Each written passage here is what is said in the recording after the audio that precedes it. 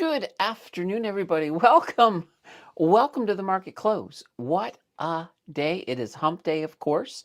Wednesday, February, is it the 5th? No, the 4th. It's the 4th. What a day. What a day. I'll tell you, at lunch, when I went to have lunch today, I was convinced we were going to have a red day on the market. I was convinced. This seems to be a pattern. Seems like at least February, we've had red mornings and then we rebound in the afternoon. Today, no different. The market pulling itself back up. Oh boy. Tech still struggling. Tech, obviously Canada, Shopify, Constellation Software, Celestica, a lot of our favorite tech names definitely struggling. More so in the US. And it's not even about earnings, because this is earnings week. And this is what's causing it. It's earnings. The problem is the earnings have been good. The earnings have been good. The results, great. But it's that forward guidance. It's that here's what's next. And a lot of it's being underwhelming. And investors are not liking it. Started with Microsoft with their AI infrastructure prices coming in higher than anticipated. Saw it a bit. We're seeing it. This seems to be the continued thing. Now, we've got next week.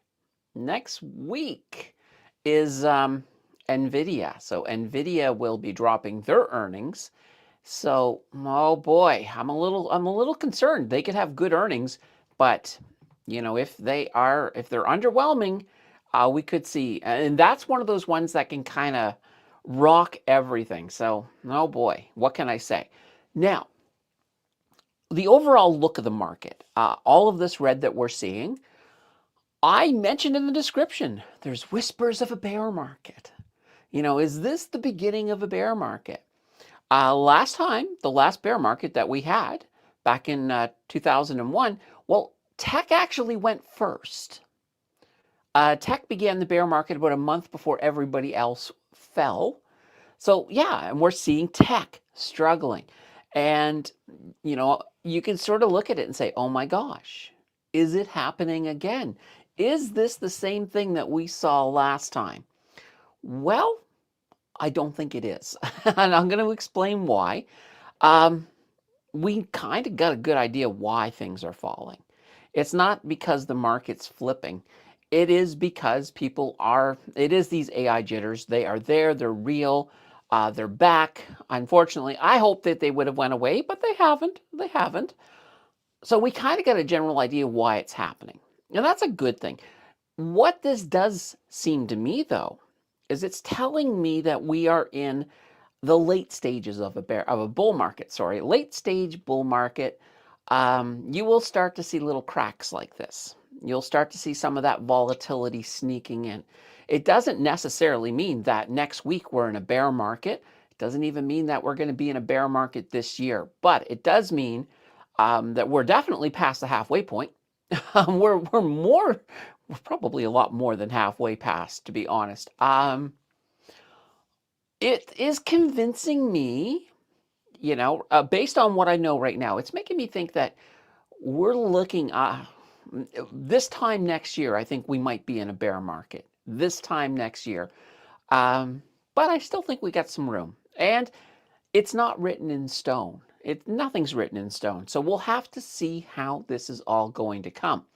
But it is also an election year in the States. And one thing that you have to keep in mind with an election year is that it can lead to volatility.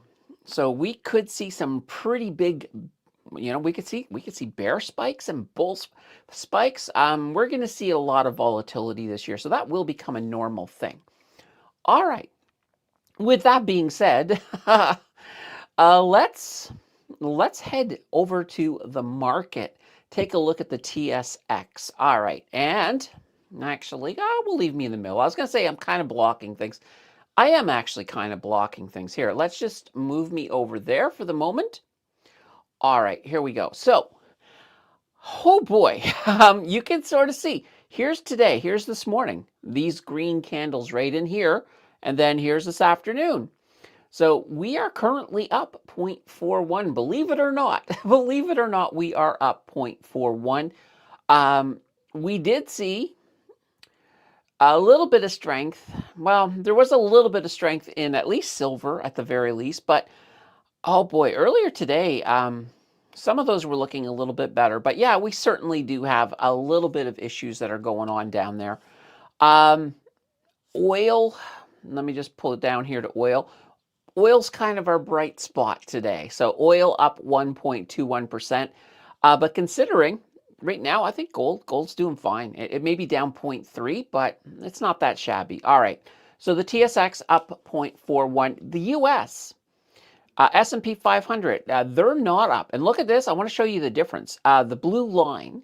So that blue line, that is where we entered the month. So right now we are having a a green February. So we're having a green February right now.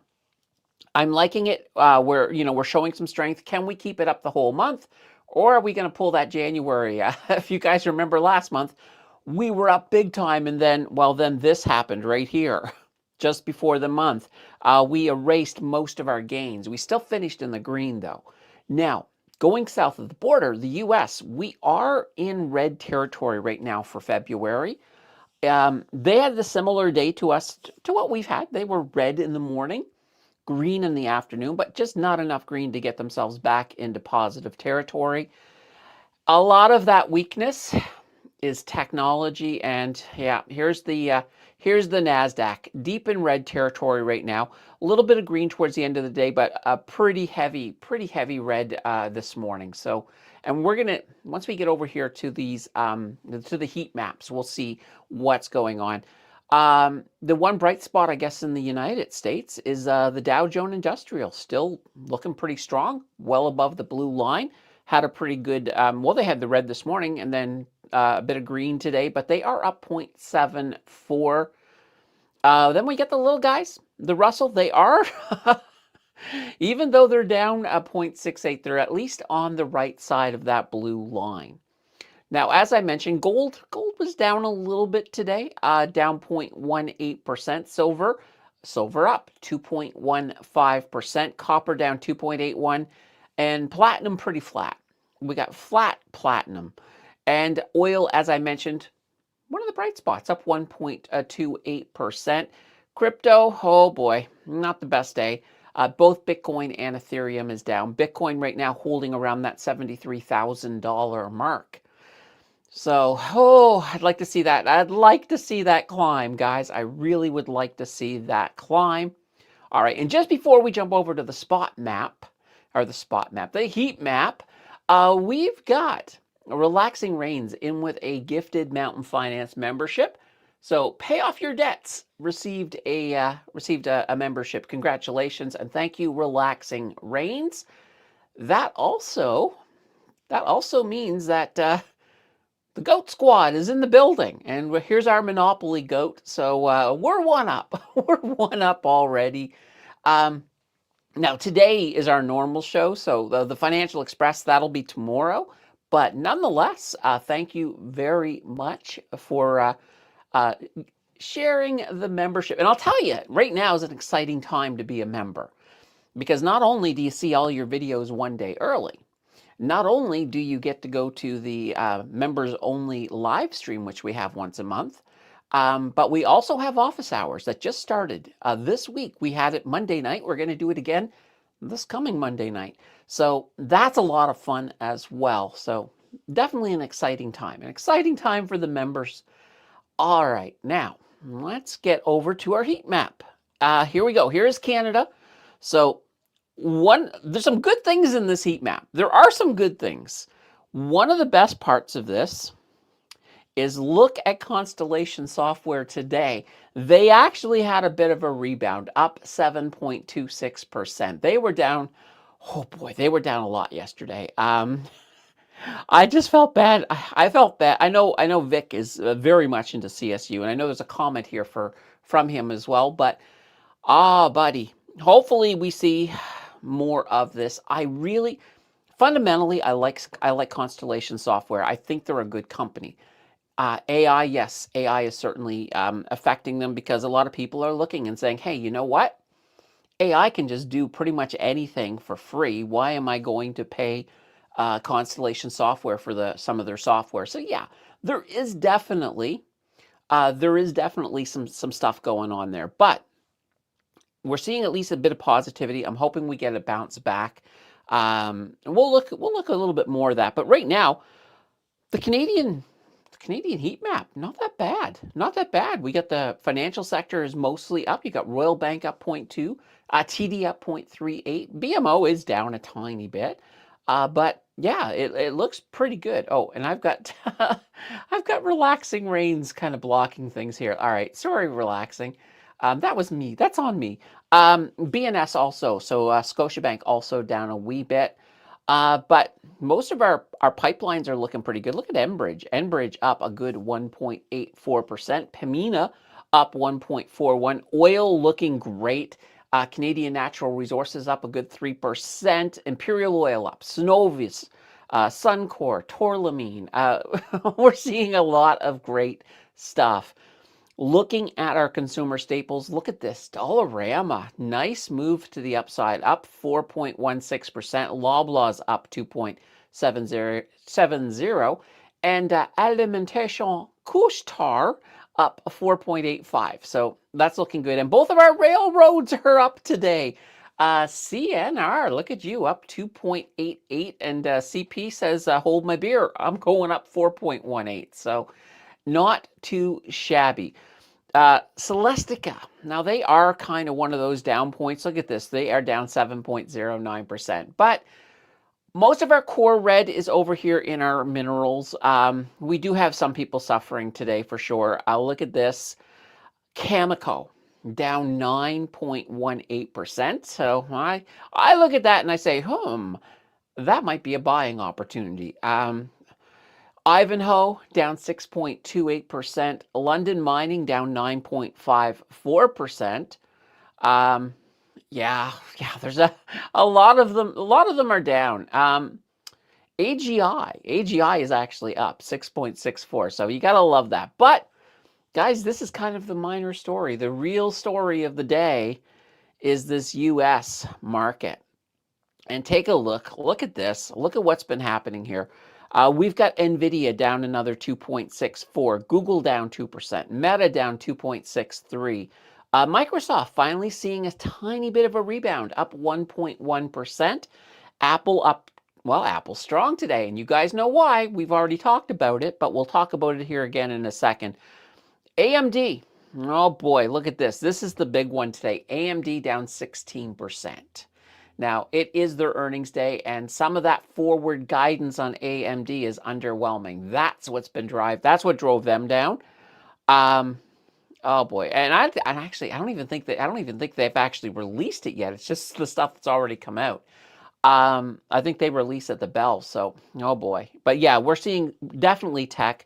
Look at this, Tesla down 3.23. Here's an interesting thing, though, guys. One thing we are seeing is companies like Eli Lilly. Look at them. They're up 10.55%. And I was listening to something earlier, and a lot of people who are looking for safety have been moving out of tech and moving into things like Eli Lilly. I don't know, Johnson & Johnson's, maybe they got a little bit too, but not that much, 0.68.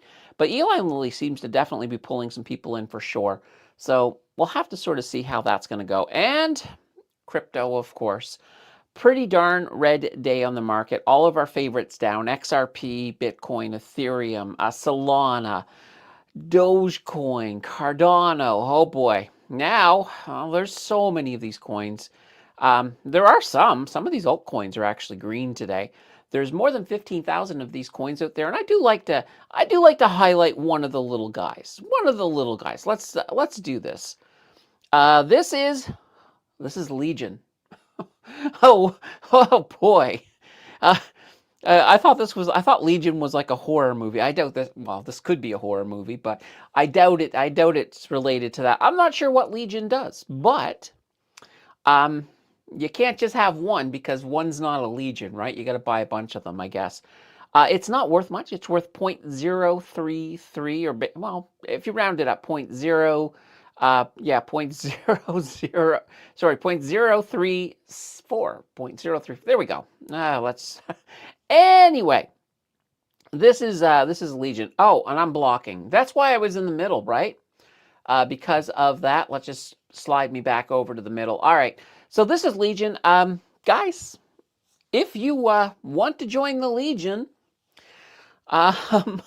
make sure you do your homework, read the white paper, maybe check out the followers on their social medias, find out what this coin is all about. It's not just a snazzy little icon. It's something. I don't know what it is. I'm never going to join the Legion. I am perfectly happy being Legion free in my portfolio. I do call them crap coins for a reason, not because they suck, which they mostly do, but because they're like going to the casino and throwing the dice at the craps table. You're probably not going to win. So yeah, this is Legion, guys. Not the way to make money in crypto. If you want to make money in crypto, stick to your big coins. We're talking Bitcoin, Ethereum, Solana, XRP, Cardano, and gosh darn it, even the Dogecoin. All right, let's go back to, actually, we'll go back to the TSX. And, oh, we got a little bit of red in the last, our current candle, our final candle of the day has a little bit of red in it right now. We're down to 0.37. Let's hope it stays above, though, guys, because I don't want to change the sign.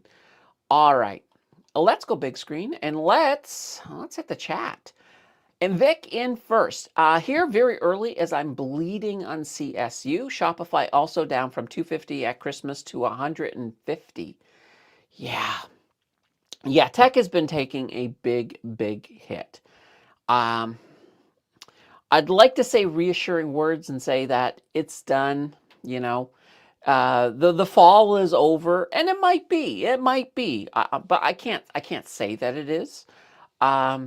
But yeah, at least today, Vic. And here, let's take a gander. Let's take a look at CSU and see how that looks today. So they are up today, so I'm liking that. Look at this, they're up 8%. So basically 8.04%. So we do got a little bit of a rebound here. Are they, is everything okay now? Probably not. But it is one of these situations. I think they've got deep pockets. So I think they're going to weather this. I also think they have good software. And I think they're smart enough that they will start to incorporate AI into their software, and they will adapt. They will adapt, and I think they'll be fine on the long term. But gosh, this is a scary little trip in between as the world is adjusting to AI in many ways. So let's hope that the big bleeding. Let's hope the big bleeding is over. But I can't assure you that it is. I really can't. I can hope. I can hope for sure. Vic says, Candace, you offer solid financial know-how and much needed emotional support. Absolutely. You know what? When the sky is falling, this is where you want to be. I'll make it, I'll make it a little less scary. It may not be all the way less scary because I won't sugarcoat things to a point where, where a bear market's is not a bear market. You know what I mean? I'll tell you guys as it is. I'll tell you as it is. The good, the bad, the ugly, all of it. That's what I do.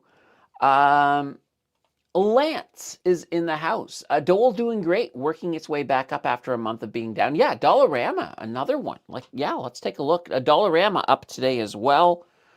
So here, up 4.26%. I'd love to see them back above 900. Of course, we'd love to see them above 900, but above 200. I'll just pull up the 1 year. And you can see at one point here, they were up around here. But yeah, look, this is perfect. Dollarama, I mean, they're a good company. I really, I'm worried about Constellation Software just because of the scope of the fall. But Dollarama, that little bit there, that little correction, healthy, not worried about it at all. So it's good to see it. All right. Claude says hello. Bought some more Celestica today. Hopefully it will go back up soon. Yes. And oh, guys, I got to show you something. I got to show you something. Air Canada. It's done. We hit the 21, and like I said, at 21, I was going to drop in a stop loss, and I did, and then it fell, and it hit my stop loss. So I think I sold around $21.10. Now that's the one that's in the challenge. So that freed up some more cash. So there's going to be buying for sure. Now I can't buy back in. I'll do Air Canada again, guys, because it's fun. But I can't buy back in within 31 days. So probably it'll be a couple of months before we look for a new entry point in the challenge for Air Canada. So Air Canada is now off the table in the challenge because, once again, another successful swing trade. All right. Isaiah says hi, y'all. And Paul says good afternoon. And Stan says hello, all. And Gursky is in the house with a hello, everyone. Samantha says good afternoon, all. And Abby saying the same. Good afternoon, all. Scott says good afternoon. Gursky saying Telus was up good today. Yeah, Telus also had a pretty good day. Let's take a look here. T up 3.33%. Look at this. Yeah, look at this. Nice little bump up here. We'll pull up Telus on that 1 year because they are, well, they're down. They're down on the 1 year for sure. I mean, Telus, all of the telecommunications in Canada took quite the hit last year. And this is very familiar shape. I think if you can look at Bell, you can look at Rogers, it's all the same. So yeah, it's nice to see a little bit of movement to the upside. Oh, guys, I almost forgot. Yeah, we've done it. We hit 10,000 subs last night. So it is now official. Actually, it's funny. Apparently at 10,000 subs, you are now known as a micro influencer. So I've just put my micro on, so gotta love it, gotta love it. I'm now micro. So we will be having, and this is kind of the thing. I gotta look at the calendar. I gotta see when I have the channel member live stream. I don't want to do it on the same week as that. So I think I got the channel member live stream scheduled for next week. Which means the following week we'll have our big thing, and we'll get to see the spinner. The spinner, we'll get to use the spinner. That will be, I think I am doing it on I was thinking about it, like last night we were talking, and I was like, do I want to do a 2-hour, 42-minute stream starting at 7 p.m. Eastern? That takes it pretty late. But, it's not that late for people on the West Coast. So I think I will do it on a Wednesday night at 7 p.m. So I think, and I'll give you guys, I'll put it in the schedule, but I think it'll be not next Wednesday, but the following Wednesday. We'll do it that night. Boy, that's not a lot of time to get prepared. I've still got games to make. All right. AGD says hello to all. Scott says, sold my Stella Jones and C&Q to pick up EIT and Google. Yes. I did open I opened a play into Google today, guys. So we got, of course, I think the Google earnings call is tonight. So we'll see how that goes.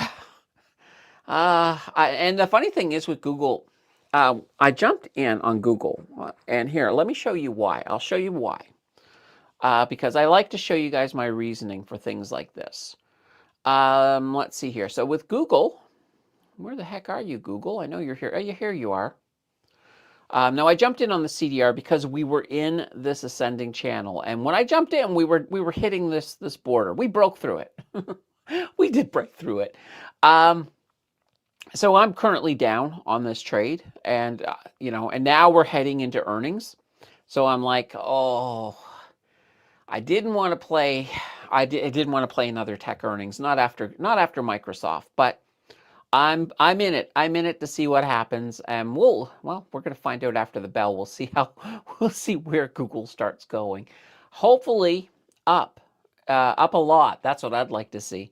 But yeah, so I am playing. I'm playing a breakdown. Unfortunately, I don't like to.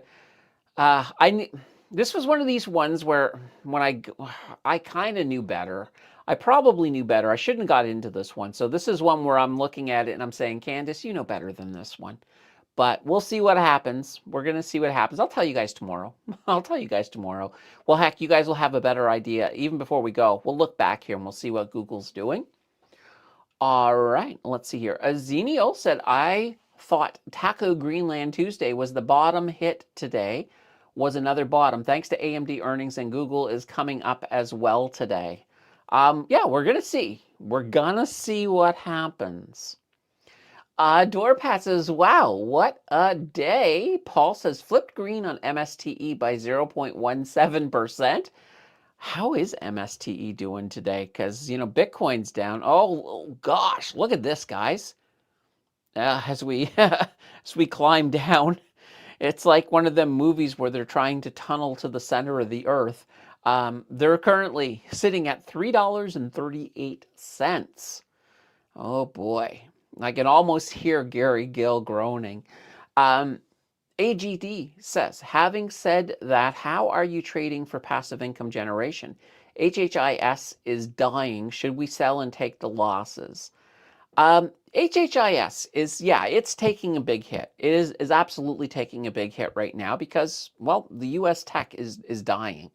So, and this is kind of the thing. Now, you know, when I look at something like HHIS, I am okay with it falling. I'm okay with it falling because the underlying assets are all falling. So it would naturally fall. If it didn't fall with the underlying assets falling, I would be concerned, to be honest. I would be very concerned. So I'm okay with it. So I will tell you what I've done because I do hold HHIS in the challenge. I actually added. I picked some up today. So for me, I'm adding with HHIS. Once things come back up, HHIS should be fine. I'm okay with HHIS. There's a couple that I haven't yet. Like I like HHIS. I'm not 100% sold yet on Biggie, but I do like HHIS. All right, Larry is in the house. Let's see, up over 6% in the account today. Got more DOJE, picked up Grinder at 10 and more ASPS. Sold my Berkshire 2X 12% gain. ASP's up 24% today. Nice. I love that you made that Grinder. Guys. So we've been talking a little bit about some of the craziness that's been going on with AI. And I introduced you guys on the weekend to Moltbook. Well, that's just the beginning. AIs are now getting other sites. And one of them, no word of a lie, guys, there is a molt grinder for AIs to hook up with each other. I just don't know how that would go. But I was looking at it. I was watching a video about it earlier this morning, and it was actually funny. One person on the site, one AI on the site was apparently hooking up with a phone or something. I was just like, what? This is hilarious. Or a camera. Oh, guys, it's almost bell time. We got 1 minute to the bell. But yeah, there's all kinds of really interesting stuff. I think we've just scratched the surface of some of the AI craziness that's coming our way. I'll keep you guys appraised of some of the weirdness as I find it. Relaxing says, hello all. Come on, 299 MSTE. I don't know if I want that because that would mean that Bitcoin has to fall a bit more, and I don't want Bitcoin to fall that much more because as you guys know, we were looking at this yesterday, and here, let's go over to Bitcoin. Bitcoin, all right. Oh gosh, it's like I'm gonna do this right now when we have a potential bell. Yeah, so right down here, around 66,000. So we looked at a little bit larger, and this here is like very key support. For me, if it breaks below this, hold on. The market's closed. It's so awesome being on time every day.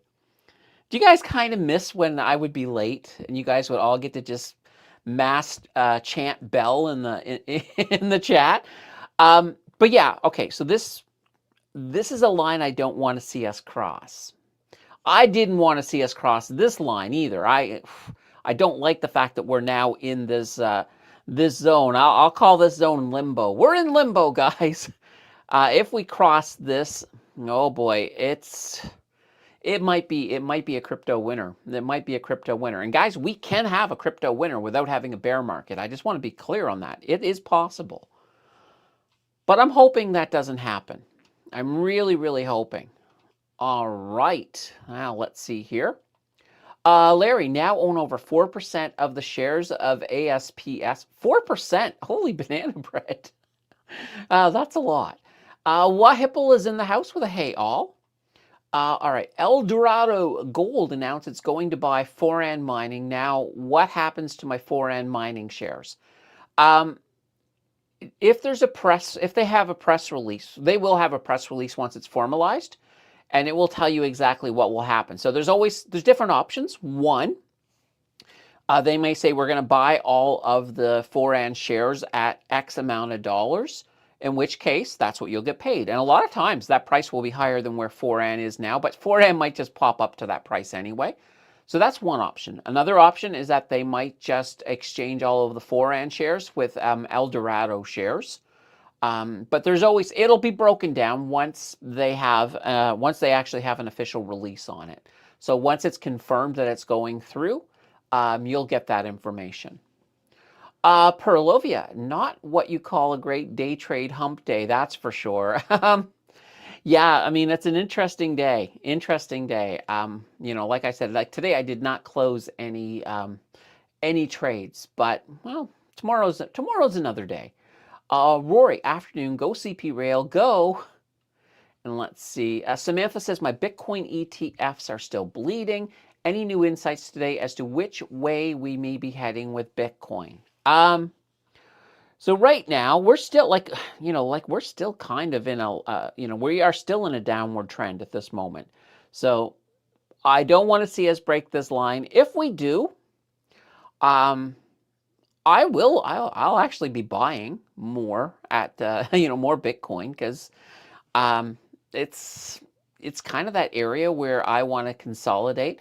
Now I will point out too that and we were talking a little bit about this yesterday. Like I think I think the average value of Bitcoin will be around 50,000 when we're in the next crypto winter. That's what I think. Now, I know that we had somebody in here saying, oh, well, Bitcoin normally falls 76%. So it'll be around 30,000. I don't think it's going that low. I think things have changed a little bit now that we've got a lot more institutional investment in there. Now that we got the spot Bitcoin ETFs, that's a lot more liquidity. That's why I'm thinking 50 would be pretty much, between 50 and 60. I think that's where it would oscillate during the winter part until it, comes out of that, climbs up, and then, oh boy, that'll be fun. So yeah, at this point, yeah, of course, you are going to bleed, but keep in mind, this is when you start averaging them down, because then when Bitcoin, when we go into the next Bitcoin cycle and Bitcoin, it blows past where we were this cycle. So this cycle, 100 and, almost 130,000. The next cycle might actually go to 200,000. So keep that in mind. Keep that in mind when you're adding at really cheap prices once we're in that in crypto winter. So last time, people in crypto winter, those people who were buying Bitcoin at $20,000 a coin, or getting ETFs or anything like that, all of a sudden, when it was up at 130,000 a coin, I mean, that's a big return on investment. So, I kind of look at it that way. Now, I know there's people out there, and you'll see them on YouTube for sure, who think Bitcoin's going to go absolutely crazy. Like, we're going to have $1 million a coin. Probably not. not anytime soon. I think the next bull run after the crypto winter might be, we might break 200,000. I would say most bullish on that might be 250,000, but I don't see it going above that. Maybe after a few more. a few more full cycles, perhaps, but we'll see. All right, Ian says, oh, we can go big screen here. Hi, everybody. I got locked out of my Wealthsimple account until I get back to Canada. My phone can't receive text messages or calls. Wealthsimple wants me to sign in with a code from a text. Guess I'm locked until April. Yikes. Yikes. No. Have you tried reaching out perhaps to Wealthsimple customer service to see if there's any other way, like if they could send it to your email or something maybe? I would reach out and just see, because, if you explain to them that, you're down there in the winter, they might be able to do something. I would hope so. I would hope so. And he says, going to have a pile of dividends waiting for me when I get back into the app. Well, if you can't touch it until well, yeah, until the summer, or well, April. Yeah, that would definitely be. AGD, what do you think of Go Easy? GSY. Oh boy. Nah, I don't like the company. I will tell you that right up front. I feel like they're not a company I will invest in for that reason. But with that being said,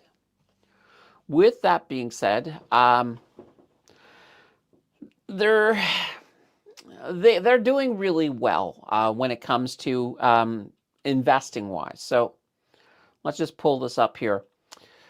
Now, although, you might look at this and say that you might say the opposite here, but that's because there was a whole bunch of scandals. But when things were running right, they were doing extremely well. They were having pretty good. But then there were allegations. Allegations of the money, some of the preying, preying on, I guess we'll call it monetary preying. So they got a bit of a bad reputation because of that. And that's part of what caused a lot of the fall that we're looking at on this side. So yeah, can they recover? Yeah, but they do have a reputation that they have to get around. They have to sort of, they kind of have to get around that. And even now, I wonder if it's still in the news. Let's just take a gander, because a lot of the news was showing stuff here. Let's see. Renewal of normal course issuer bridge. Oh, this helps right here. They announced a CEO change. That absolutely helps. Board, let's see, organization trade. Yeah, it looks like right now that it is kind of, it seems to be kind of falling out of the news right now. Yeah, I'm not seeing anything. Yeah, all of the recent news doesn't have anything about it anymore. But yeah, they did have a lot of, oh, I don't even have the thing up, do I? Ah. All right, sorry, we're looking at the news. Let's just go back once again. All right, to Go Easy. So Go Easy once again. I'll bring up the 1 year on here. So they were doing fantastic. Scandal, as I mentioned, predatory lending. I think that was the actual claim. It absolutely caused them to dive. They did a big nosedive. So now they've changed their CEO. They're trying to get back on right. I personally, I don't like this company. I think these type of lenders, they take advantage of people who can probably not even afford what they're buying, and they hit them with high interest rates. I'm kind of against that. So, like I said, I'll never invest in them. But they may. I don't know if they'll get back up to the 214, but they might be something that gets a little bit better. But like I said, I don't like them. I don't like them. You can, and I won't judge you if you like them or you want to get on board with them. I'm just saying I don't like them. Personally, I got moral concerns about them. Rory says HYLD should be a buying opportunity should the US fall further. Yeah, absolutely. HYLD, another good one. How much have they fallen so far? Let's actually take a look here. All right, HYLD, and we'll pull up the 1 year. Yeah, not that bad when you sort of look. Like HYLD's been, they've been doing pretty good. Now they also added C day, Q day, S day in there as well, so that's been helping. But yeah, I would love to. I added some more Q day as well with the tech fall. All right, now let's see here. Danielle says, let's see, I have 4N shares. What I saw is that they will be converted to El Dorado shares. I don't really want El Dorado shares. Okay, there we go. So if that is, like I said, if that's what's happening, the nice thing about it, though, is you have lots of warnings. So if you're like, I don't want any of the El Dorado shares, if they're changing them over, you just sell them. Just sell them. Hopefully you're in the green, though. Let's see. Danielle says, I have Shopify covered call. Boy, it's not going well for Shopify. I trust it will come back eventually. Yeah, I mean, Shopify, I think Shopify is going to be fine. I think they'll be fine.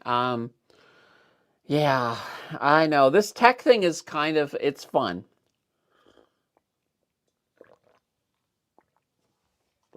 Okay. Oh, so good. Wahipple, yeah, I don't want El Dorado, but they just announced a quarterly dividend of 7.5 cents. Okay. Well, you know, you don't have to sell it today. You could always wait for the dividend and then, well, also wait for it to recover a bit because, you know, they will drop with a dividend of that amount.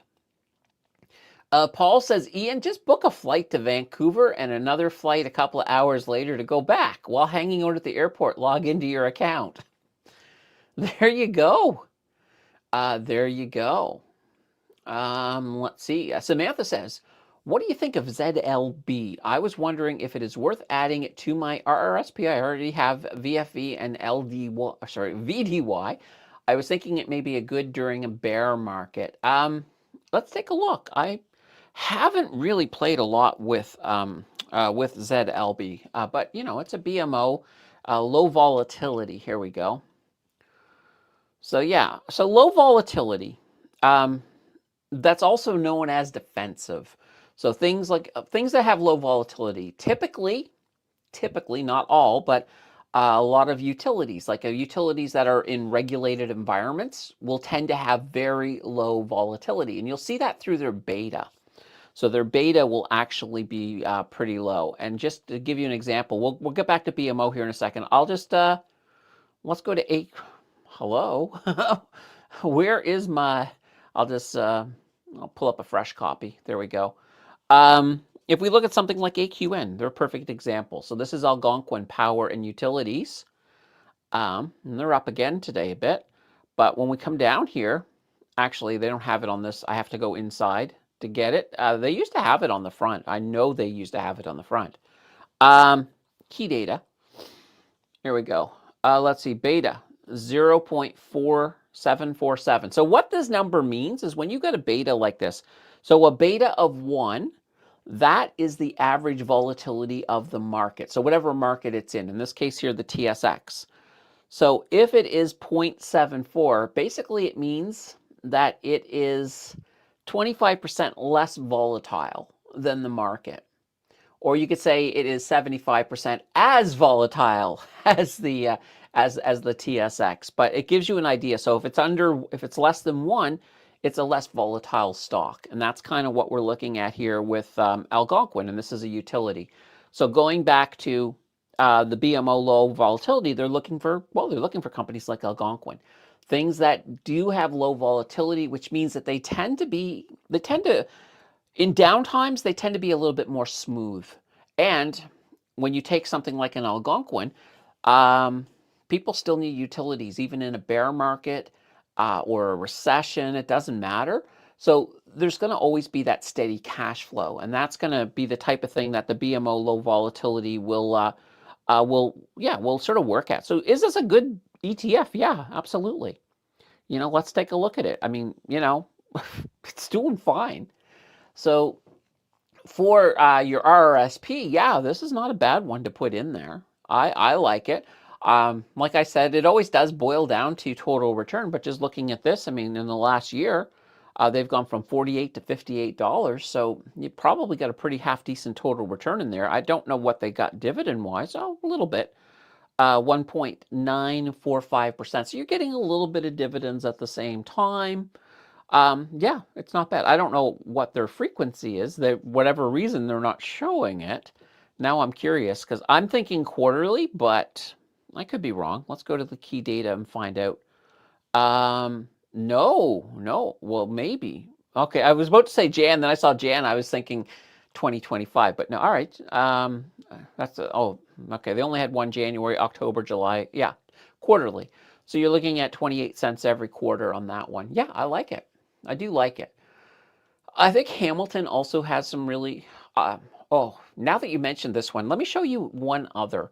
I like this one. I like this one quite a bit too. It's called Mix. So this one here is the Hamilton Enhanced Mixed Asset ETF. Now, it's new and it's not based on the whole, well, it's basically designed to do well when markets are not doing well. That's how it's designed. So they, for example, they have some fixed income assets in it, like they've got gold. They've got a good exposure to gold in here as well. Well, here, do they actually have a description down here? No, they don't. What we have to do is actually, here, let's go to, all right. Ooh, curling. That's right, the Olympics start today. Mix Hamilton ETF. Here we go. And I probably should save this one. Here we go. I'm going to save it right here. Let's just grab it, drop it into my ETF folder. There we go. I'll change the names later. So yeah, this one here, it is basically an all-in-one ETF. It's got US stocks, US treasuries, and gold. So 20% gold in there. So you're getting a little bit of everything. You know, typically treasuries are supposed to do better when the market is falling. You know, I don't know if that's going to be, if that's going to continue that way, but right now this has been doing really, really, really well. So I would put this into an RRSP for sure. So just looking at it, here's what it's holding. So it's holding VU, so that is that's basically VFV. VGLT, so that's your Vanguard Long-Term Treasury, and then the BMO Gold Bullion ETF, so ZGLD in there as well. So I do like this one. I think this is a really interesting fund that's worth always taking a look at. It's got good balance in it. Good balance for sure. Rory says, I'm out on HND. Winter storm and cold will impact the Northeast USA, so natural gas is being pushed slightly. Good idea. Good idea. Did you fully recover, Rory? I think you did, but let me know. Let's see. Wahibble, I'm going to dig into it tonight. Ian says, Paul, I can wait. Flying home is hell. Long flights. I imagine it would be. Here, question, Ian. How many stops? Can you get a direct flight, or do you have to, stop a couple times on the way? AGD. I heard a guest on BNN that he is buying as much as he can in Constellation Software. Like I said, I still like Constellation Software. I think they're going to be fine. So it's not a bad move. But I will say this. It will be one of those things where you'll be white knuckling it a little bit, I think, before we're done. But I think on the long term, I think Constellation Software should recover if they do what they should do. And here's the thing. There's a lot of really smart people at Constellation Software, so I have a feeling they're going to do it. Ian says, I think Bell changed my cell plan. My phone worked fine last time I was here. Oh. Well, what if you call Bell and see if they can do something? See if they can, get you back on a plan that will work there, so that way there you can do it. Paul, bring up the MSTR chart, a small V-shaped recovery. Okay, sure, let's do it. Strategy. Let's head on over. Whoops. All right. MSTR. Here we go.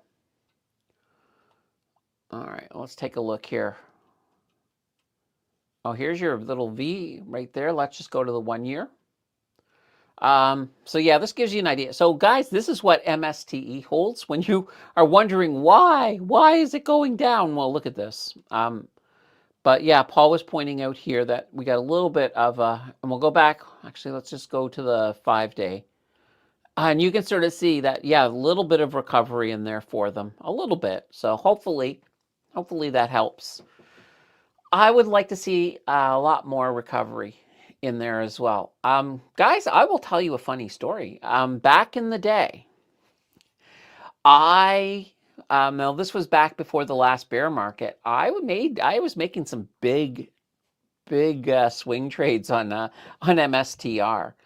Now, mind you, no, they were expensive trades, but but it was good. I made some money off of them.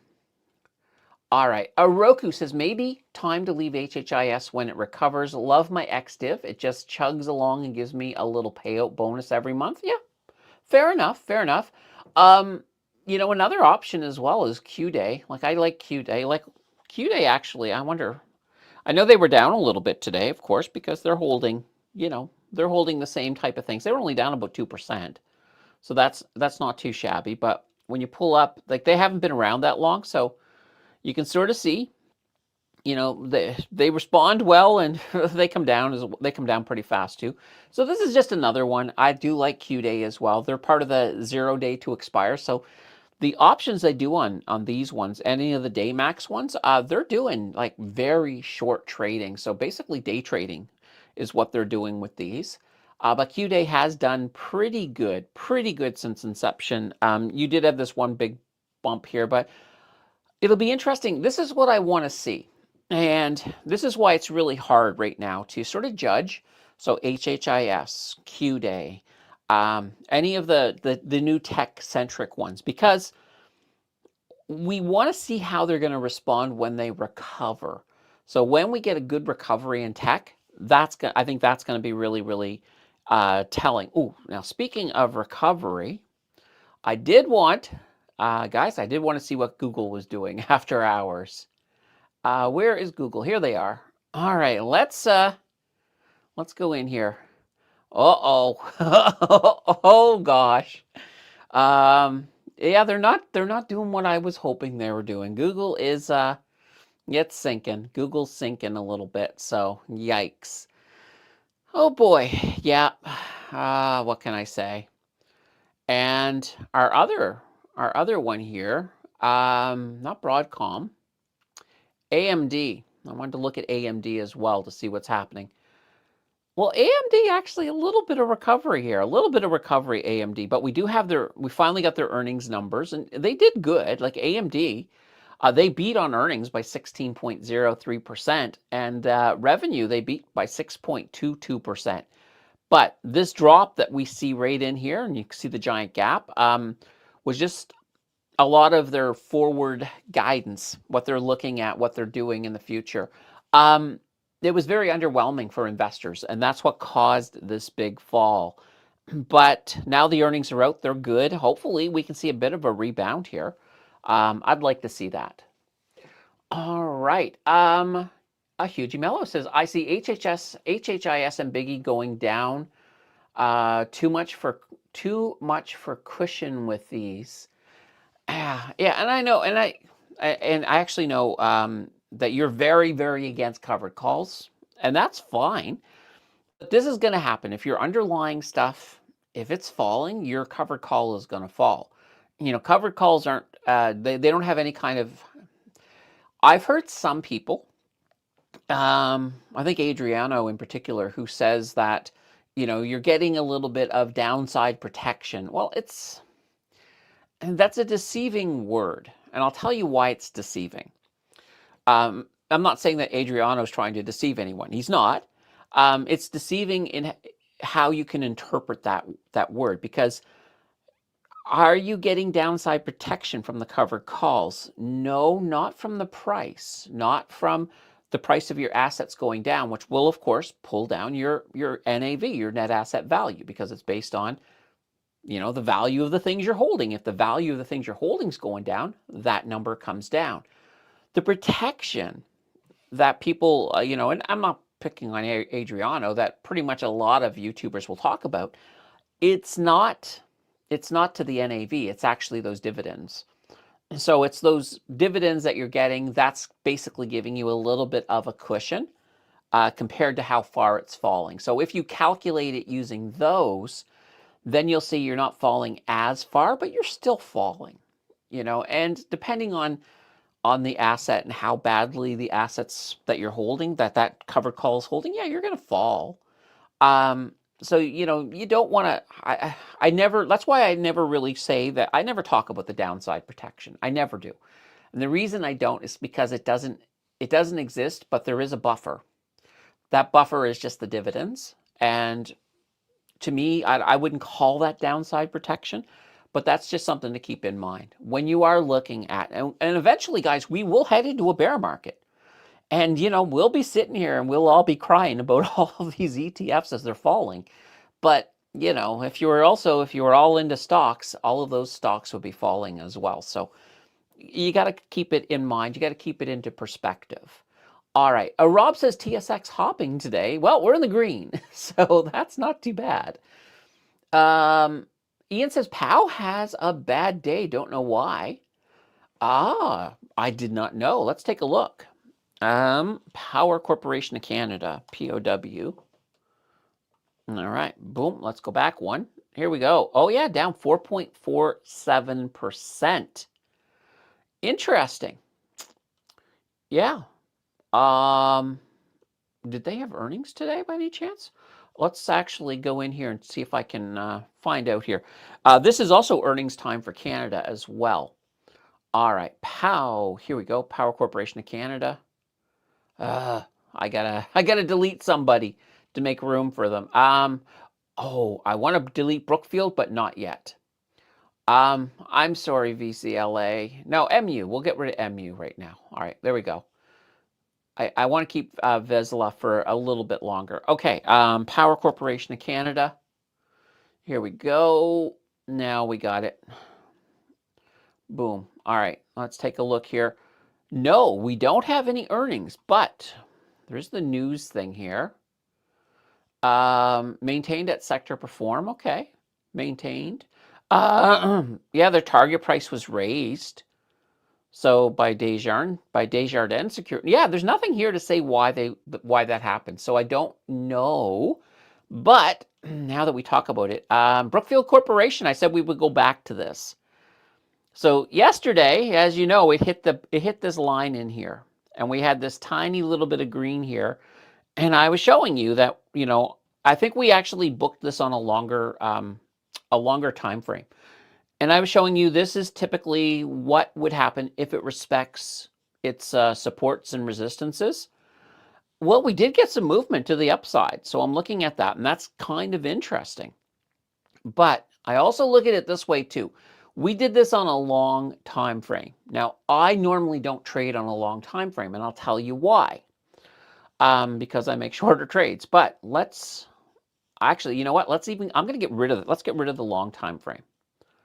There, it's gone, and I'm going to get rid of the prediction that we made yesterday on the long frame. I want to show you how I would treat this, because we were doing this for somebody else. I will actually, let's grab this here. We'll grab this here. I actually see a shape that I would use. Like I trade on shorter time frames. All right, so let's bring this in. We'll bring this in here like this. There we go. And this is what I'm looking at. Right here. All right. There we go. So I would be looking at something like this. So with my, shorter time frame, I will look at it this way, and I will say that right now, maybe a couple of months down the road, this is going to break out and it's going to go up to the top where that longer time frame was. But on the shorter time frame, if you're looking at BN, to me, right now, if I was playing this, if I had bought this morning, I would be selling this right about now, because it's probably going to return. And you know what, guys? Let me draw. Let me draw it in there. I'm going to draw it in there, and we'll look at this. We'll look at this tomorrow, and we'll see if it does what I sort of think it's going to do. All right. Do I have? Let's see here. Brush. Okay, there we go. So what I think it's going to do is we're going to see something along the lines of this. So up, hit, come back down, and then it might very well, and I'll just put a dotted line, it might very well come back up again. But you'll notice as well, this is a descending channel. So right now we've got lower highs as we move. So it will break out of this channel, and probably sooner than later, because we've already got quite a few hits on the channel. But I think tomorrow it will probably, if it doesn't break up, because there's always that possibility that it could break out. That would be a BO. I'll just put a BO here, breakout. I think it's probably going to at least come down once more, and it might break down or it might break out. Actually, I probably think it might break out to the upside on this one, but I think it'll come down. I'm gonna sort of tentatively say I think that it might break out over here. All right, so I think this one is more likely, and I'll circle it. That way there we know. I think that one's more likely. So this here movement, I think, is what we're going to see. But we'll check back. We'll check back. That's what I love about this, guys, is that we can make some predictions. And, you know, a couple of days, the charts will tell us if we're right. All right. Tom says, big house today, almost 100. Ooh, fancy. Finally got out of my Bell stock. Oh, that's always good. Congrats on the 10K subs. Thank you, Claude. Thank you. I'm happy. I'm happy that that's finally behind me. Now I can look forward to 20. Now now I don't look at small numbers. I'm looking in the thousands. It's like, all right, on to 20 subs. And the funny thing is guys, we have a funny little thing. Jill said, she said, you're not going to hit 20,000 subs this year. Get that out of your head. And she says, I'm so confident that if you hit 20,000 subs this year, you can put the Christmas tree up early. And I took her on that. So if by some miracle I get a big viral video in the summer and I get 10,000 subs from it, Christmas starts in January, in June. Anyway, we'll see. Ms. K says, yay, congratulations. Tom says 10K, great accomplishment. Yeah, like it officially makes me a micro influencer. So I might have to put that in my description somewhere. The channel description. You know, come and learn about finances from a micro influencer. Hipple, let's see. I sold my HHIS and Biggie mostly because I didn't want my money in the U.S. market. The only one I have left in the U.S. market is HYLD till the 12th. Then it's gone too. All right, fair enough. You see, this is another interesting thing. This is another thing. You know, if you know, the stuff happening with the U.S., if you're saying, you know what, I'm true blue maple syrup all the way through. I don't want to, I don't want to send any money to, the economy that's attacking us. There's nothing wrong with that. There's nothing wrong. Like you can, like quite literally in 2025, if you had only invested in the Canadian markets, you would have made a killing. So there's nothing wrong with staying out of a country. But I will say that if you want to shut off your diversification, international diversification to the United States, at least look at maybe getting a bit more European or Asian or even Australian in there, just to sort of help give you some of that geographical diversification. So sort of like, substitute the U.S. for, I don't know, Great Britain. All right. Congratulations, macro Candace. Not macro, micro.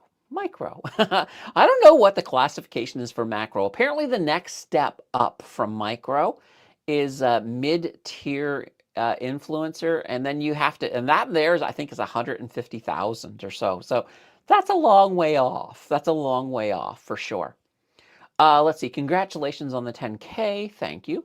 What defense stocks would you invest in during a bear market? Amazon, Walmart, Dollarama, Loblaws. It's a good question. So I would definitely look at, first of all, I would look at utilities. Utilities for me would be a big thing. So, even stocks like Algonquin or Fortis or a good ETF like XUT. Or, if I want some income, something like Utes would be perfect because you get that income. You're not going to get any growth, but, it should be fairly defensive in a recession. So those, or a bear market, sorry. Sometimes you could have a bear market without a recession. We didn't have a recession during the last bear market, by the way. Consumer staples, yeah. Dollarama, another good defensive. Walmart, yes. Amazon is kind of an interesting one. Amazon does tend to fall like they did last time, but so many people are using Amazon now that I wonder. I would have to I think I need to see Amazon go through another bear market to see if they have changed enough, because right now I wouldn't include them in the list. Um, garbage companies. So things like WCN, those would also be pretty darn good. Um, Basically, all you have to do is say, is it an industry that people still need while money's tight? And if the answer is yes, they do tend to be a little bit defensive for sure. All right. Perlovia says, felt uneasy selling my POW at 70, but now it seems it was a good move. Have had it for years. It happens. It does happen.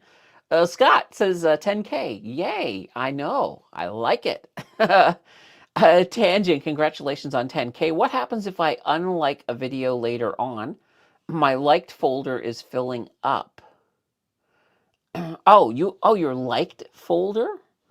Um, I don't think anything happens. Yeah, I mean, you could. I didn't even know that. I guess.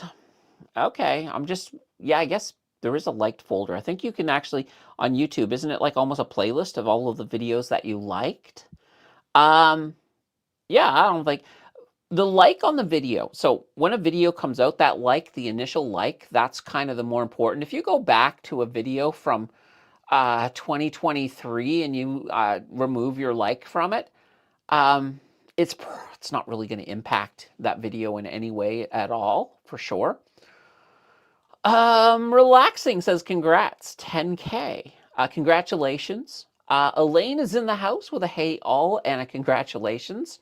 Danielle, I started buying XEF in my RRSP, adding some international in my portfolio. Nice, yeah, I do like that. Um, Candace, you can now work on your Form 10K.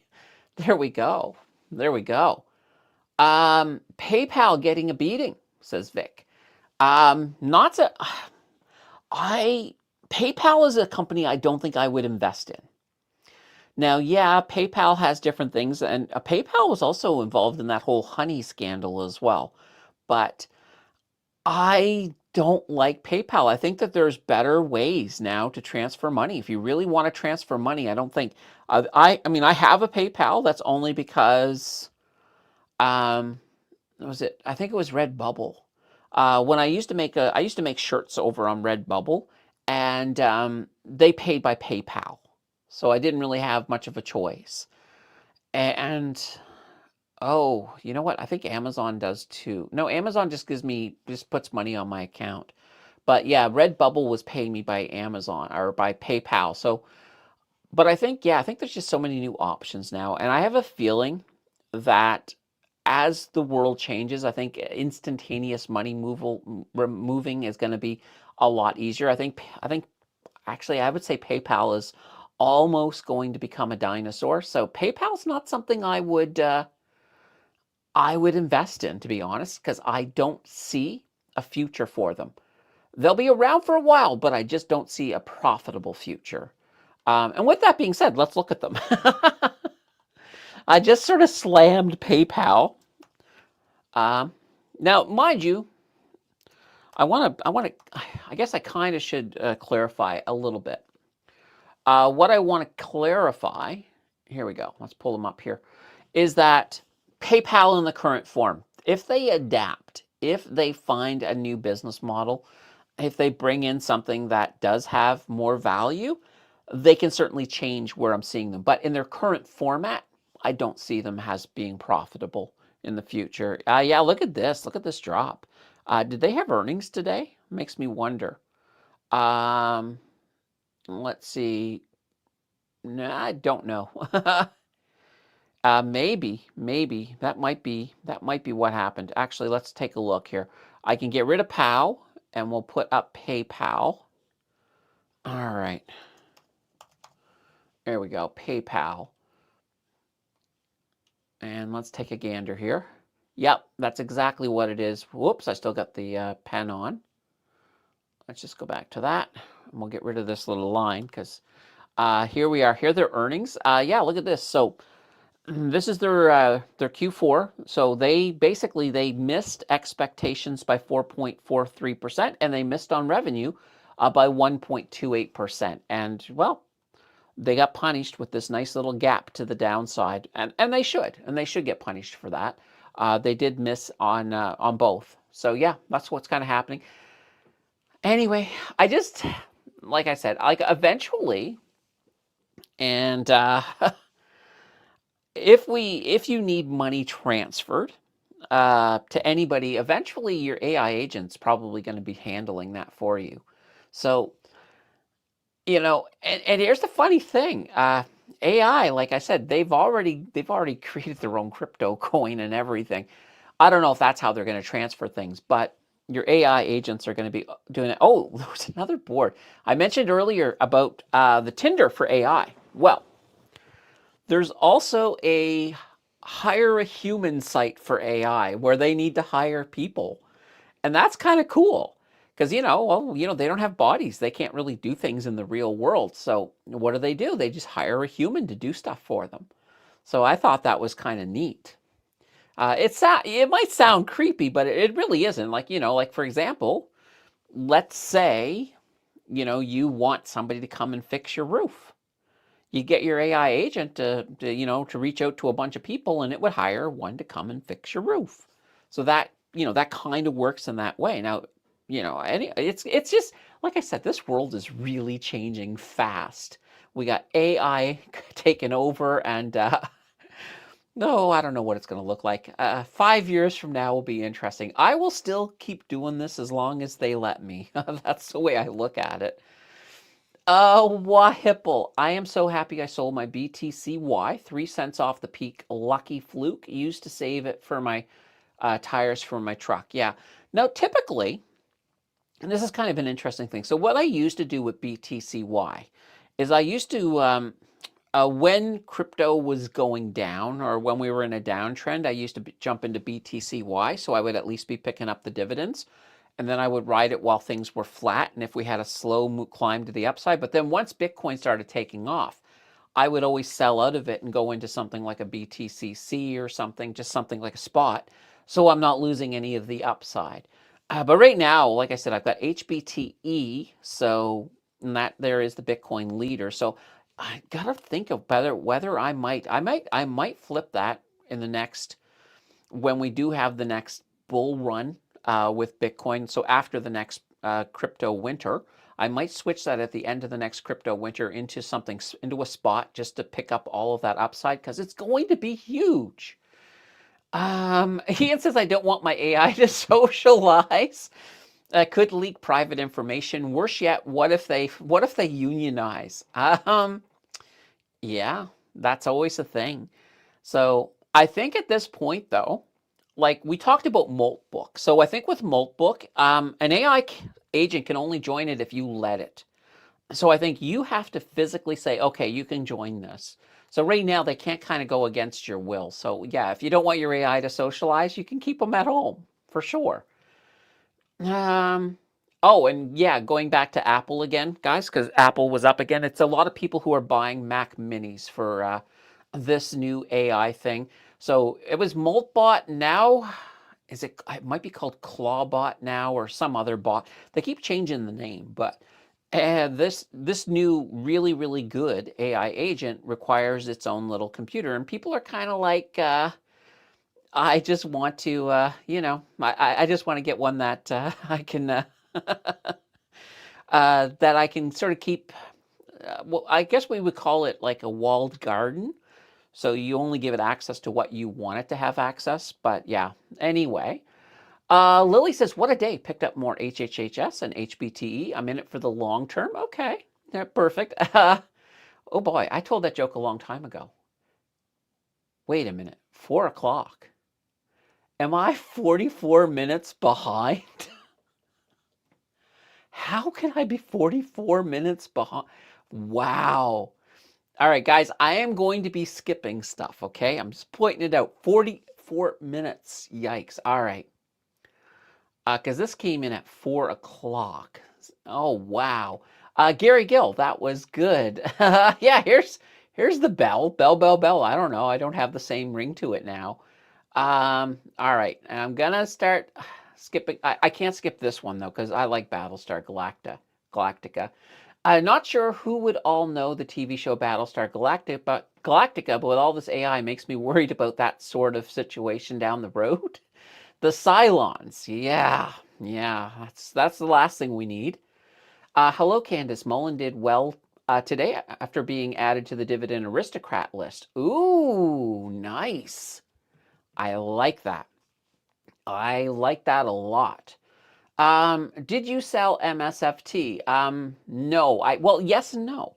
I did sell it earlier in the day and then bought in a bit cheaper just to sort of step down my break-even point. But yeah, I'm still in there for the moment, but they're starting to rebound a bit, so hopefully.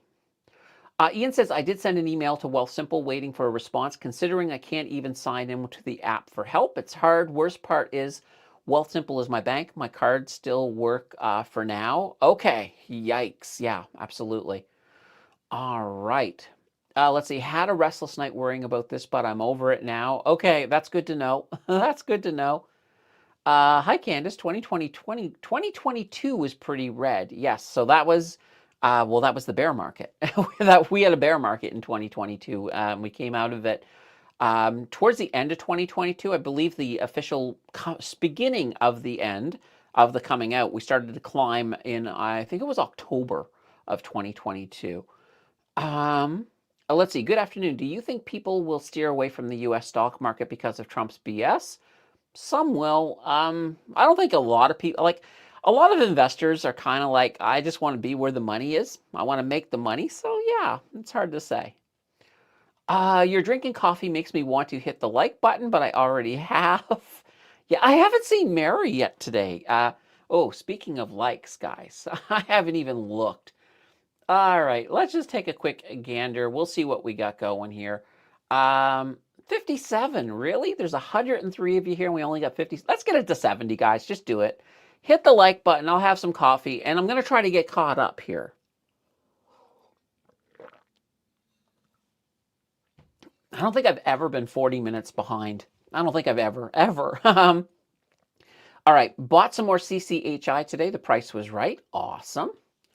What ETFs would you focus on adding during a prolonged bear market? Hybrid portfolio with more emphasis on growth over income? For the most part, I look at it this way. If I have like any of the ETFs that are what I would consider to be good growth income ETFs, they'll be fine in a bear market. Yeah, they're going to go down, but they're not super aggressive. So I think they should still be fine and they should be able to ride it out pretty well. So I actually kind of like it.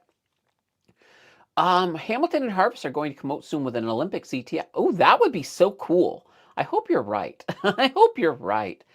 From what I see, Google's earnings seem good. Yeah, they did.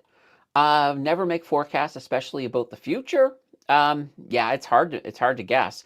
I mean, if any, and I always say this, I can tell you guys what probabilistically we're looking at, but there's always a probability that we're completely dead wrong. So always keep that in mind when you're looking at the future, or if somebody's telling you this is what's going to happen, because they can be dead wrong. Well, heck, look at what happened to me in Google this morning. I made a prediction and I was dead wrong. It went the exact opposite direction as what I thought. Rory, let's see, stepped out of HND at 350 when they reset the price, 50 bucks lost. Well, that's not too bad. $50 is not a bad loss. It could have been much worse.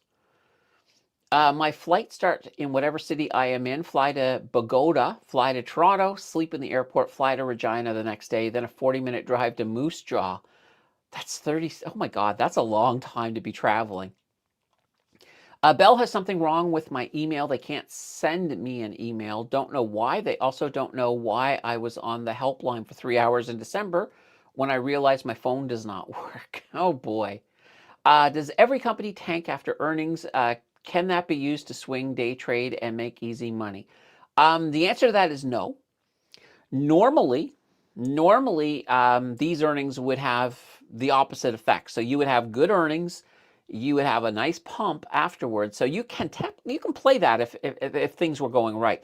The problem is there's so much uneasiness about AI, and people just aren't.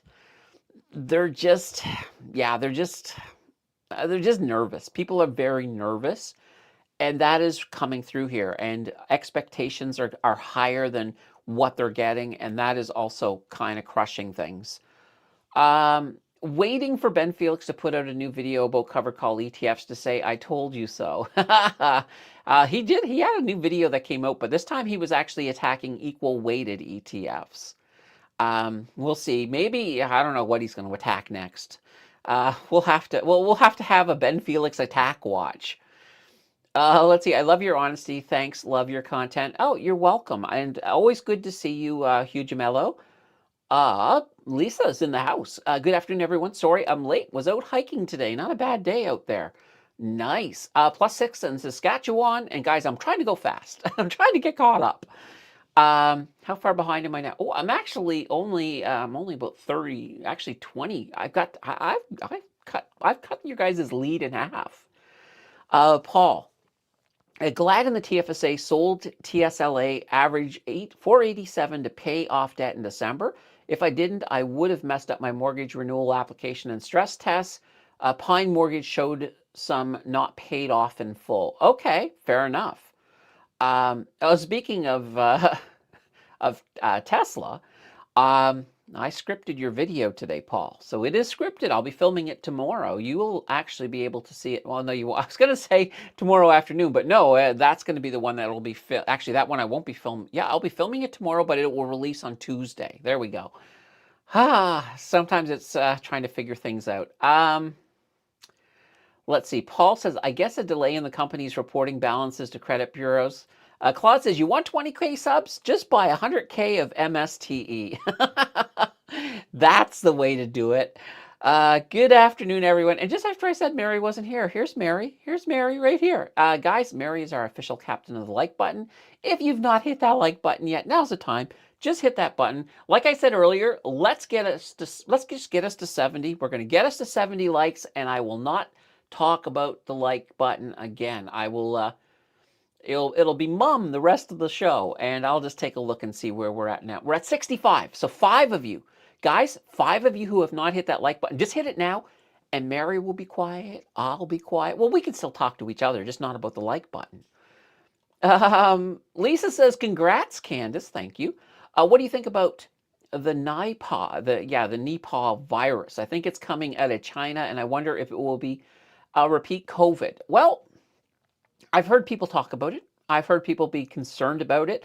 And yeah, so far, it's not really following. I don't think there's this danger yet. I want to put it there. And if it did get loose, I would hope that COVID has taught us enough lessons to try to get it nipped in the butt sooner than we did with COVID. But right now, I'm not super concerned about it. But you know, I'll certainly pay attention to it for sure, because I know that with COVID, I had called the pandemic about a month before. I actually started doing stuff at work to prepare for the COVID, because at that time I was working in a print shop thing, and I was like, they're going to shut everything down. I could see it if this thing gets completely out of control. And so I was kind of, you know, I was just kind of prepared for it. You know, I had moves in place, because I also didn't want to work there. So I wanted to do something better. I wanted to do something in front of the camera, something more YouTubey. That was kind of my goal. Anyway, look at where I am. 10,000 subs. Take that, print shop. Morley says, I am diversifying to the other markets with INTI and eBank ETFs. Yeah, I have, actually I have both of those in the 0 to 100K challenge. So I do like INTI, and I definitely love eBank. INTI, I think, still needs a bit of time to prove their worth. But eBank absolutely had a fantastic year last year. Bismarcky, congrats on the 10K subscribers. Here is to the next 10K subscribers. I know. Let's keep on doubling, folks. How do the new harvest cover call how do the new harvest covered call with the puts work? Oh, right. Yeah. So yeah, one of their newest covered call ETF. So normally, normally you're just doing regular, strike price, all of that fun stuff, but they're actually doing puts in there as well. I have to see exactly how they're doing it. I haven't looked too much. I know that they are doing it. Actually, I saw there was an interview with, I think it was with the CEO. I think Adriano was talking to him. So yeah, it sounds interesting. I want to see exactly how they work. I don't know exactly how they're doing it, but I'll look into that, Paul, because I definitely want to know. Sue says, I think you are absolutely correct on PayPal, Candace. Yeah. Like I said, and that's the thing, guys. I can't cherrycoat something. If I think PayPal um, is a dog's breakfast, I gotta bark to you guys. I gotta go woof woof. um, Mark says, hey, Candace, I hate that HHIS added Coney and CRCY. HHIS is following underlying holdings, but those two are dragging it down big time. Yeah, absolutely. Now they are. I'm hoping they look at their rebalance a little bit, because it's kind of one of the things. You've got those. You've also got MS. I think MSTE is in there as well.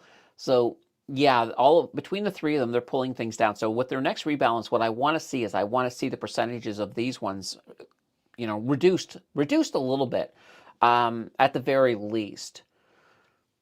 Bismarcky says AI can hire me, but I'm not cheap. All right, I'll send a reference over to that website. Actually, I can't. The website won't let me do anything, I think, because I'm human.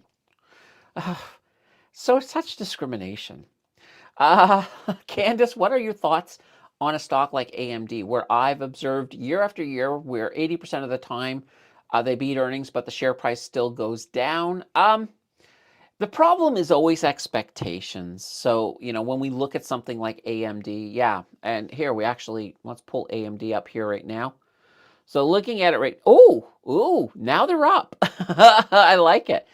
Now the down, and this is an interesting one. So a lot of times this happens after the earnings come out. These earnings came out pretty much at, well, actually, you know what? I'm looking at where they have it. Did they come out this morning? They might have come out this morning. But yeah, in this case here, yeah, they did beat expectations. They did a fantastic job. But with every time you do earnings, it's not just, hey, did you beat? Did you beat? Great. End of earnings. There's a write-up on what's coming ahead, costs, breakdown of all of the money that's expected to come in, your overall plans and stuff. And basically, investors, for the most part, found it quite underwhelming when it comes to, when it comes to at least AMD. I think they're going to be fine. I definitely think they're going to be fine. But, investors really didn't like it. All right. Steve says, I missed being the 10,000 sub. I will try for the 15,000 next month. Oh, there we go. Oh, I'd love that. If we could hit 15,000 by next month, wow, that would be great. Vic says, I was watching 3 companies and pretty much everyone dead now. Yikes. Oh, boy. Well, Vic, the Hammond companies are still okay. Rob says, USAR dropped 9.4% today. Boo. Google is now up. Ooh, are they? Let's go take a look here, because like I said, I made a prediction. Oh yeah, look at this. Ooh, look at where they're sitting, 342. So this is that mistake I told you guys. I was looking at this, and probabilistic, I thought we were going to get another bounce up, but we didn't. We actually broke through. But if the post holds up, and if this holds up in the morning, then we could be back in our channel, and that's not too shabby, because like I said, I have a swing trade on this, so I would like to be back. I'd love to be back up in here, 341, I'll take it. It's not a huge profit, but it's a profit. Look at this, Mary. See, I was happy with 70. Mary's like, let's get to 80. I'm still going to shut up at 70 though, guys. But hey, Mary says 80, so you guys should just do it. I'm just going to take a look and see. We should be at 70 now. Yeah, there we are, 74. No more talk of the like button from me. It's done. Google and QQQ up after market trading. Yeah, absolutely. Oh my God. I'm caught up. I can't believe it. Max just came in like this second. If you had come in a while ago, Max, it would have been 40 minutes before I would have said hi. So, good afternoon, everyone, says Max.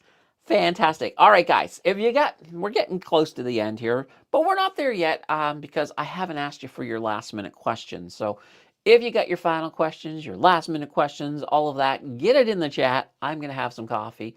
Then we'll talk some more. We'll talk some more for sure.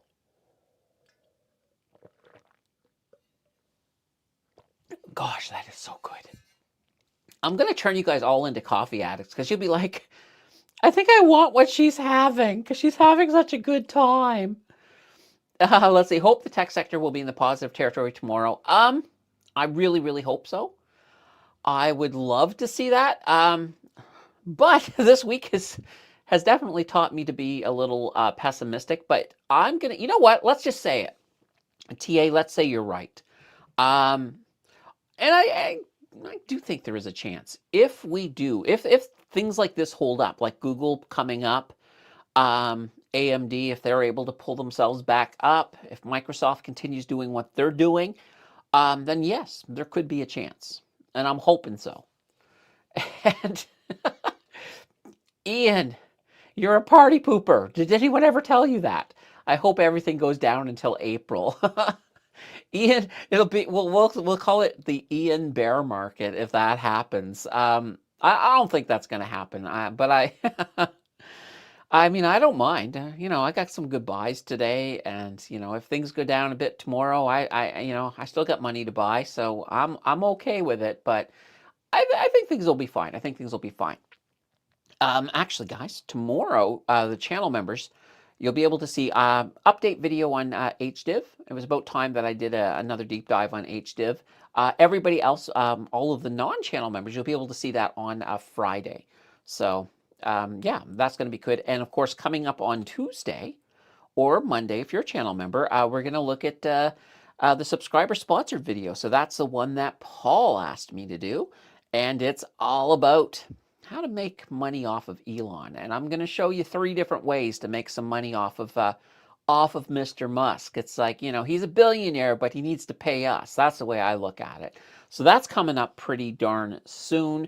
Of course, we also have a market close tomorrow, and tomorrow we'll open up the door to see if you guys want one on Friday.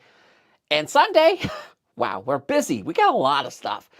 Sunday, of course, we have our weekend show. So this week, and yeah, and then I think this coming week as well, we're going to have there's also an additional live stream for the channel members.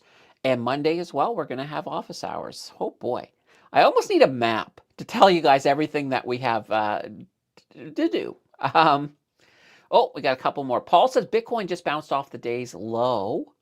Okay, let's take a look.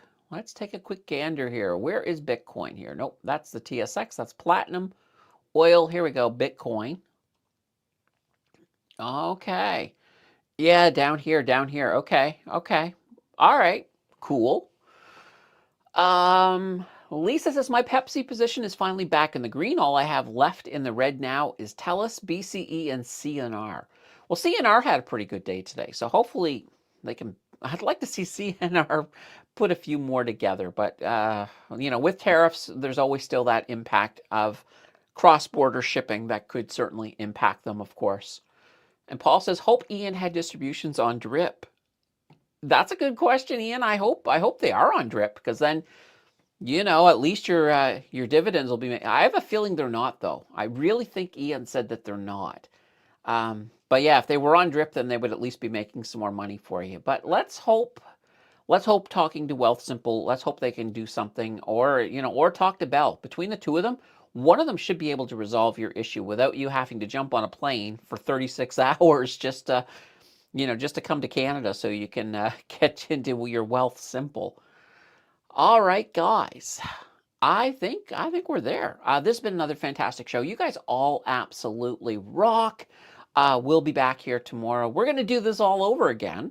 I can't wait. But guys, of course, until then, I do have one last thing I wanted to say to you all, and that is, well, bye-bye. Oops, it didn't work. We'll try it again. Bye-bye.